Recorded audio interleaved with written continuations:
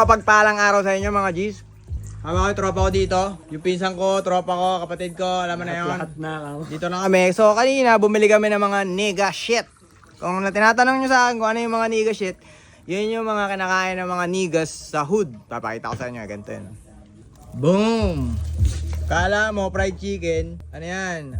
Isda, Fish fillet. isda, tsaka shrimp. Kaya yung mga trip nila. Tapos may onting-onting gulay. Gulay, pampahaba ng haibu. Tsaka meron niyang ano, tawag doon. Sauce. Oo, meron siyang hot sauce at tsaka ito. Yan. So, tambayan ng mga itim yun.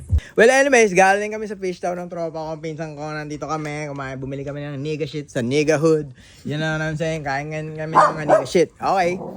So, ngayon, kausap ko yung negra doon na matanda na. Binigyan niya ako ng wisdom. Sabi niya, "Are you Filipino?" Sabi ko, "How'd you know?" Because, trivia lang sa inyo to because you look like an Asian and you sound like a Spanish but you act like black. Sabi ko, accurate lahat nung sinabi niya. So, yung mga nagsasabi dyan na mga nag-act tayo ng black, bro, black person na mismo yung nagsabi na yun na walang, ano yun, walang malis na, ano mo yun, nararamdaman nila kung sino yung mga kaparehas nila. Kaya nila sinasabi yun, hindi, you can't say that, you can't be a black, mga ganun. Hindi, alam na nila yung nangyayari. So, sinasabi niya sa akin yun, galing sa matandang individual to pass down, no? 3 years old. Oo, 70 years old, bro. Alam mo yun, so, accurate. So, sa mga hindi pa nakakaalam yun lang yun, kinang-kinan nyo. Yung mga nigga shit, yan. Tapos ngayon, ginagawa nilang fried chicken yan. Ito, ano ata ito eh. Basta, ito yung matamis, ito yung hot. Ginaganyan yan. Matamis. Hindi ko lang bakit ganun. Tapos, itong shrimp na to, namsaying gaganyan mo yan dyan. Hindi na ba inahalo ito? Ito, Hindi ko lang. Yun yung salad naman yan. Nay, uwi na kayo. Dala ko ang marijuana na gusto mo. Alam ni paring maparig kung gano'n katotoo.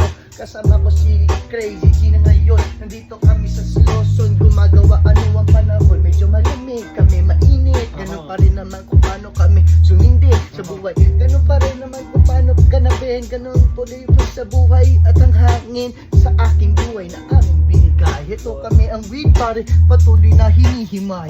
Ranch pare, ang aking dala. Alam mo pare, kaya sige magbigay ng pugay. Malakas mag-smoke, malakas ma-choke, malakas ma-dope, malakas mag-dope, malakas mag-smoke, malakas ang hope. Kita mo naman mga mata namin mapungay. Ang sarap kasi nandinala ni Tuhay. Sarap buhay. Sarap buhay. Na makatingin ka ng masarap na gulay. Bye.